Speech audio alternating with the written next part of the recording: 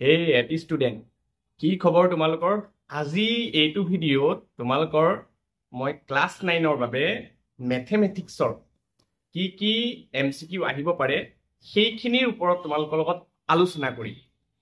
এই ভিডিঅ'টো ক্লাছ 9ৰ প্ৰথমটো ভিডিঅ'। মই সাধাৰণতে ক্লাছ 10ৰ MCQৰ ওপৰত ভিডিঅ' বহুতখিনি বনাইছোঁ। মেট্ৰিক পৰীক্ষাত বহুতখিনি কমনো পৰিছে। চ' সেইকাৰণে তোমালোকে কোনোবাই যদি ক্লাছ 9ৰ যদি চাই আছা তেতিয়াহ'লে চেনেলটো ছাবস্ক্ৰাইব কৰি থৈ দিয়া। মই ক্লাছ 9-10ৰ দুয়োটা ক্লাছৰে মই MCQ আৰু লং কুৱেশ্যনৰ ওপৰত বহুত ইম্পৰ্টেণ্ট কুৱেশ্যন কৰাম। তোমালোকৰ অহা বছৰলৈ মই বহুত বেছিকে কুৱেশ্যন তোমালোকৰ লগত আলোচনা কৰিম। তোমালোকে যদি নতুন চাই আছা ছাবস্ক্ৰাইব কৰি থৈ দিয়া আৰু নটিফিকেশ্যনটো অন কৰি থৈ দিয়া। ঠিক আছে? চ' আজি এই ভিডিঅ'টো তোমালোকৰ বহুপদ চেপ্টাৰটোৰ পৰা কি MCQ তোমালোকৰ বছৰিকীয়া পৰীক্ষাত আহিব সেই কুৱেশ্যনখিনি তোমালোকৰ লগত আলোচনা কৰিম। ভিডিঅ'টো সম্পূৰ্ণভাৱে চোৱা, খুব মজা পাবা আৰু ধুনীয়াকৈ মই সৰু সৰু বস্তুখিনি বুজাই দিম। ঠিক আছে? কাৰণ MCQৰ ওপৰত আমি যদি ভালকে গুৰুত্ব নিদিওঁ তেতিয়াহ'লে কিন্তু ৰিজাল্ট বেয়া হ'ব। কাৰণ 45 মাৰ্কছ MCQ বহুত ইম্পৰ্টেণ্ট। তোমালোকে যদিও 40+ যদি MCQ কৰিব পাৰা বহুত ভাল এটা মাৰ্কছ পাব পাৰিবা। ঠিক আছে? চ' মই আৰু বেলেগ একো নকৈ তোমালোকক যোনখিনি মই প্ৰশ্ন লৈ আহিছো সেইখিনি তোমালোকক দেখাই দিওঁ। এইখিনি কুৱেশ্যন মই লৈ আহিছো আৰু নেক্সট কুৱেশ্যন বহুতখিনি আছে। তোমালোকে মাথো চাই যোৱা। তোমালোকক মই একেবাৰে সৰু সৰু বস্তু তোমালোকক মই বুজাই দিম। তোমালোকে একদম টেনশ্যন নকৰিবা। তোমালোকে যদি পাঠটো যদি পঢ়াও নাই তেতিয়াও তোমালোকে যদি প্ৰশ্নখিনি চোৱা তেতিয়াও তোমালোকে ধুনীয়াকে বুজি পাই যাবা। ঠিক আছে? মই সৰু সৰু বস্তু বুজাই দিম, তোমালোকে টেনশ্যন নকৰিবা। চাই যোৱা, প্ৰথম প্ৰশ্নটো চাই যোৱা। আৰু এনেকুৱা ধৰণৰ প্ৰশ্ন তোমালোকে নিজৰ পৰীক্ষাত এই আগন্তুক পৰীক্ষাত তোমালোকে নিশ্চয় দেখা পাবা। চাবা, এটা চলকযুক্ত বহুপদটো হ'ব এটা চলকযুক্ত। চলক মানে তোমালোকে জানিব লাগিব যে ইংৰাজী এলফাবেট বিলাককে চলক বুলি কয়। এতিয়া বহুপদ বুলি কৈছে, বহুপদ হবলৈ কিছুমান কণ্ডিশ্যন আছে। চ' বহুপদটো হবলৈ তোমালোকে ফাৰ্ষ্ট কণ্ডিশ্যন তোমালোকে জানিব লাগিব যে চলক বিলাক যে থাকিব সেই চলক বিলাকৰ ওপৰত, ধৰি লোৱা চলক মই যিকোনো এটা চলক লৈ লৈছো যে Y চলক। Y এটা চলক হ'ব নে নাই কোৱাচোন? ইংৰাজী এলফাবেটৰ ভিতৰত Y টো পৰে নে নাই? পৰে, নিশ্চয় পৰে। ঠিক আছে? চ' Y যদি ঘাতটো বা পাৱাৰটো যদি তুমি মাইনাছ কিবা সংখ্যা যদি পোৱা, মই -1 দিছো, যিকোনো সংখ্যা ধৰি লোৱা -2 যদি পোৱা তেতিয়াহ'লে সি বহুপদ নহ'ব। কথাটো বুজি পাইছা? যদি Y ৰ ওপৰত যদি ভগ্নাংশ দেখা পোৱা, যদি ধৰি লোৱা 2/3, এনেকুৱা নহয় যে Y ৰ ওপৰতে তোমালোকে দেখা পোৱা, যিকোনো এলফাবেট মানে। ঠিক আছে? চলক মানে যিকোনো এলফাবেট, ইংৰাজী এলফাবেট 26টা আছে নহয়, যিকোনো এলফাবেটৰ ওপৰত তোমালোকে যদি ভগ্নাংশ দেখা পোৱা বা মাইনাছ যদি দেখা পোৱা তেতিয়াহ'লেও বহুপদ তোমাৰ নহ'ব দেই। মই নোহোৱা কেইটা কৈ আছো, যদি নোহোৱা কেইটা গম পাই যোৱা তেতিয়াহ'লে হোৱা কেইটা অবিয়াছলি গম পাই যাবা, হয় নে নাই কোৱা? চ' তাৰপিছত চোৱা, Y ৰ ওপৰতে যদি, আচ্ছা Y টো কিমান লৈ আছে তোমালোকে বেয়াও পাব পাৰা। মই ধৰি লোৱা এইবাৰ ধৰি লৈছো এৰ ওপৰত যদি আমাৰ যদি ধৰি লোৱা এনেকুৱা যদি থাকে, মানে √over চিন যদি থাকে, অনলি ফৰ, মই মনোযোগ দি পেলাই চাবা, যদি চলকৰ ওপৰত যদি বৰ্গমূলৰ চিনটো যদি থাকে তেতিয়াহ'লেও আমাৰ কি হ'ব? বহুপদ নহ'ব। চ' মই প্ৰথমটো কি ক'লো, যদি মাইনাছ থাকে, মাইনাছৰ সংখ্যা যদি থাকে পাৱাৰটো তেতিয়া নহ'ব। আকৌ পাৱাৰটো যদি ভগ্নাংশত থাকে তেতিয়াও নহ'ব। আকৌ √over চিন যদি থাকে, বৰ্গমূলৰ চিন যদি থাকে তেতিয়াও আমাৰ বহুপদ নহ'ব। চ' আমাক ইয়াতে কি কৈছে? এটা চলকযুক্ত বুলি কৈছে আকৌ দেই। এটা চলকযুক্ত মানে কি? এটা চলকযুক্ত মানে একটাই থাকিব পাৰিব ABC। কথাটো বুজি পাইছা? ইয়াতে চোৱা, ইয়াতে মনোযোগ দিয়া, Y + 2/y আছে। ঠিক আছে?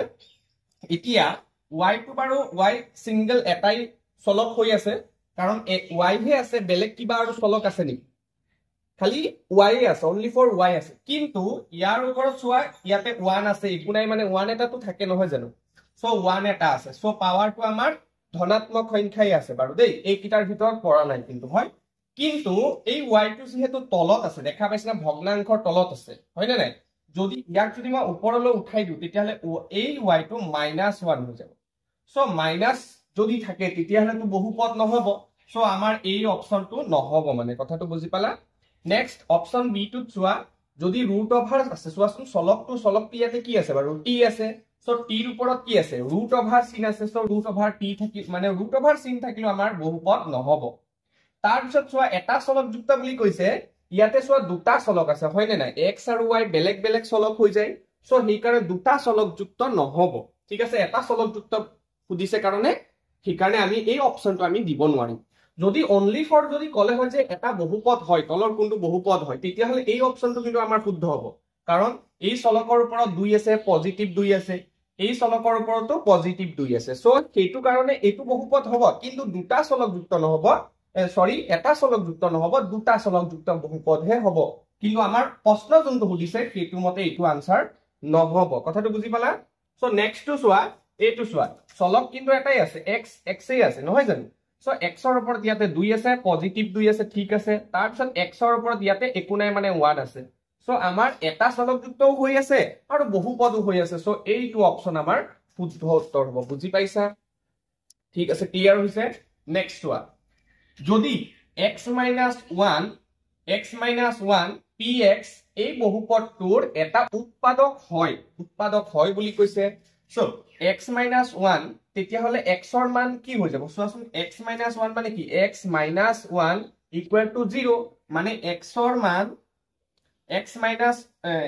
minus 1 টোৰে যদি ইয়াক যদি হৰণ কৰো আমি কি পাম ভাগশে 0 পাম সেইকাৰণে উৎপাদক হয় বুলি কৈছে কথাটো বুজি পাইছা মানে তুমি মনোযোগ দিয়া হা মই ভালকৈ ধুনীয়াকে বুজাই দি আছো চোৱা ধৰি লোৱা মই কৈছো যে 3টো সৰি চোৱা মই কৈছো যে 3টো 12ৰ উৎপাদক হয় এই 3টো 12ৰ উৎপাদক হয় তেতিয়া হলে তোমালোকে কি বুজি পাবা যে 3 ৰে যদি মই 12ক হৰণ কৰো তেতিয়া হলে কি পাম 0 পাম নহয় জানো 3 ৰে যদি তুমি 12ক হৰণ কৰা 3 4 গুণ 12 তেতিয়া হলে ভাগশে তুমি 0 নাপাবা নেকি হয় নে নাই কোৱাচোন সো সেই কাৰণে মই কি কৰিম এইটো মই 0 বুলি লিখিম ঠিক আছে x - 1 = 0 তেতিয়া হলে x ৰ মানটো কি পাই যাম চোৱাচোন -1 টো এপিনে গুচি গলে কি হৈ যাব +1 হৈ যাব মানে x = 1 হয় নে নাই কোৱাচোন এতিয়া x ৰ মানটো যদি মই ইয়াতে বহাই দিও এই বহুপদটোত যদি বহাই দিও x ৰ মানটো যদি মই বহাই দিও চোৱাচোন কি হৈ আছে চোৱা কি আছে px টো কি আছে x² + x + k বহাই দিলে মই 0 পাব লাগিব হয় নে নাই কাৰণ x ৰ মান মই 1 পাইছো হয় নে নাই তাৰ পিছত চোৱা x ৰ মানটো যদি মই 1 বহাই দিও তেতিয়া হলে 1² হৈ যাব হয় নে নাই কোৱা প্লাস x ৰ মানটো মই 1 বহাই দিলো প্লাস k = 0 ঠিক আছে বুজি পাইছা এতিয়া 1ক স্কয়াৰ কৰিলে 1 + 1 + k = 0 ঠিক আছে তাৰ পিছত চোৱা 1 1 যোগ কৰিলে 2 + k = 0 সো হৈ যাব k এর মানটো কি হৈ যাব প্লাস ইয়াতে একো নাই মানে কি আছে প্লাস 2 ৰ আগত প্লাস আছে একো নাই মানে প্লাস আছে সো হেইটো হেপিনে গুচি গলে -2 হৈ যাব সো k এর মান আমি -2 পাই গলো কথাটো বুজি পাইছা নে সো -2 অপচন আমাৰ বি অপচনটো হ'ব বুজি পাইছা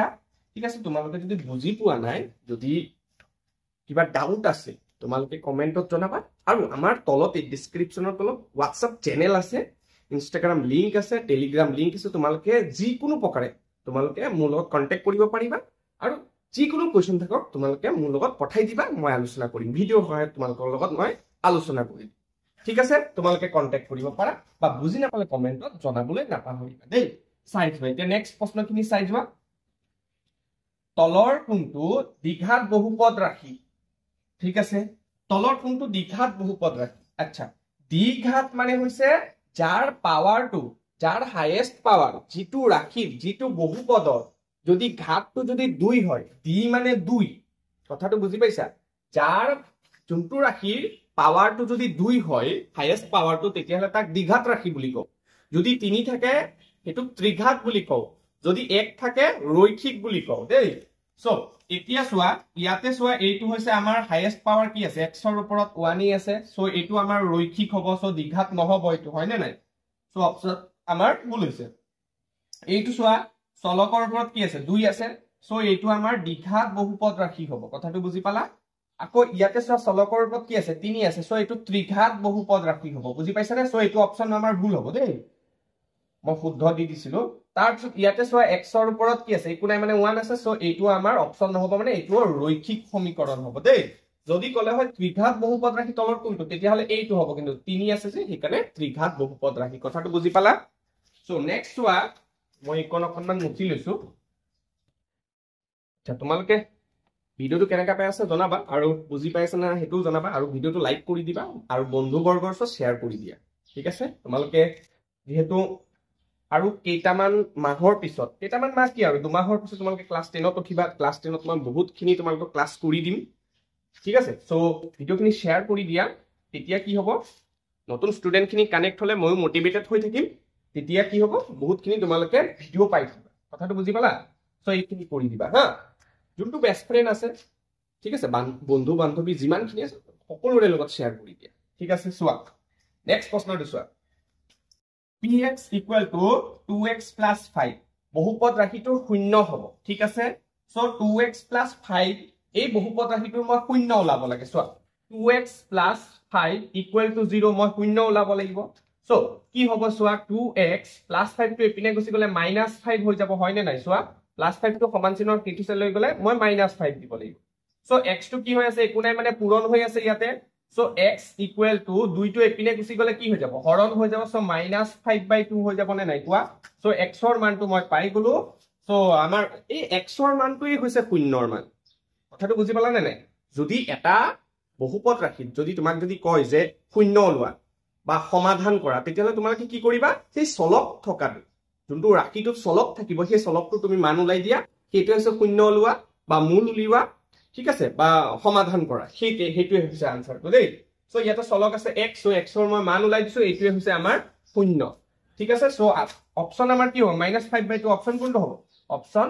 ডি উত্তৰটো হ'ব ঠিক আছে সো এইখিনি যদি বুজি পাইছা ধুনিয়াকে স্ক্ৰিনশ্বট লৈ লোৱা আৰু ধুনিয়াকে কোৱেশ্চনখিনি লিখি পেলাই তোমালোকে প্ৰেক্টিস কৰা সো পৰীক্ষাত এনেকুৱা ধৰণৰ প্ৰশ্ন তোমালোকক সুধিবই মানে ঠিক আছে বাকি চ্যাপ্টাৰ বিলাকো তোমালোকে পাই থাকিবা ঠিক আছে এতিয়াতো বহুপদ চ্যাপ্টাৰ হে কৰাইছো বাকি চ্যাপ্টাৰখিনিও চ্যাপ্টাৰ তোমালোকক মই কৰাইম ঠিক আছে গোটেইটা চ্যাপ্টাৰ পাই যাও ঠিক আছে সো নেক্সট কোৱেশ্চনখিনি চোৱা আৰু বেছিকে ইম্পৰ্টেন্ট কোৱেশ্চন আদি আছে চোৱা নেক্সট কোৱেশ্চনখিনি চোৱা বহুত ইম্পৰ্টেন্ট কোৱেশ্চন এইখিনিও চোৱা এটা এটাকৈ মই বুজাই দি আছো দেই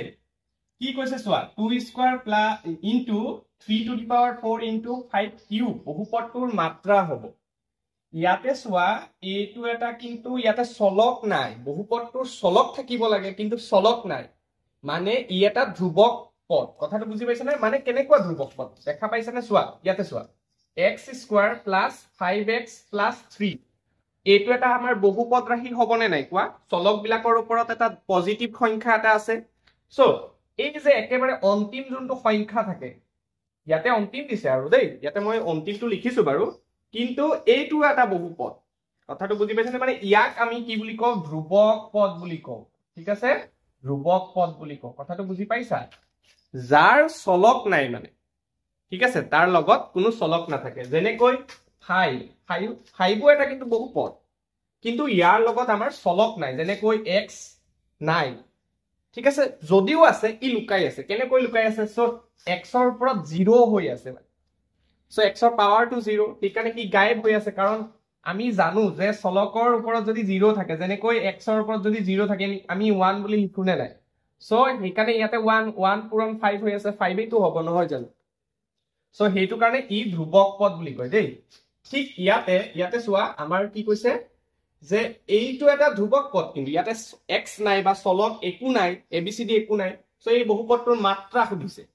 সো মাত্ৰা তোমালোকে মনত ৰাখিবা ধ্ৰুবক পদৰ যোনটো মাত্ৰা সদায় 0 হ'ব সো ধ্ৰুবক পদৰ মাত্ৰা মানে এইটো এটা ধ্ৰুবক পদ নহয় জানো 5 টো এটা ধ্ৰুবক পদ তাৰ লগত চলক কি আছিল x তাৰ ওপৰত 0 হৈ আছে কাৰণে চলকটো দেখা নাই মই সো ধ্ৰুবক পদৰ যোনটো পাৱাৰটো দেখা পাইছে না 0 হৈ থাকে সো অপচন কোনটো হ'ব অপচন আমাৰ ইয়াতে যেহেতু এটা অপচনো মিলা নাই মানে এটাও নহয় অপচনটো কথাটো বুজি পাইছা কাৰণ 2 হ'ব নেকি 2 টো নহয় 4 নহয় 9 নহয় সো এটাও নহয় মানে ঠিক আছে অপচনটো আমাৰ 0 থাকিব লাগিছিল কিন্তু নাই কাৰণে এটাও নহয় বুলি মই অপচনটো দিলো তাৰ পিছত ইয়াতে চোৱা 5x cube plus 4x square plus 7x বহুপদটোৰ মাত্ৰা হ'ব সো মাত্ৰা মানে কি হাইয়েস্ট পাৱাৰটো আমি চাব লাগিব সো এইটো এটা বহুপদ সো বহুপদৰ হাইয়েস্ট পাৱাৰ কিমান আছে 3 দেখা পাইছা না ইয়াতে 2 আছে ইয়াতে একো নাই মানে 1 আছে সো 3 হাইয়েস্ট পাৱাৰ সো এই ৰাশিটো এই বহুপদটোৰ মাত্ৰা কি হৈ যাব আমাৰ 3 হৈ যাব কথাটো বুজি পাইছা অপচন সি আমাৰ শুদ্ধ উত্তৰ ঠিক আছে সো নেক্সট চোৱা x স্কয়াৰ - 2x + 3 বহুপদ ৰাশিটোৰ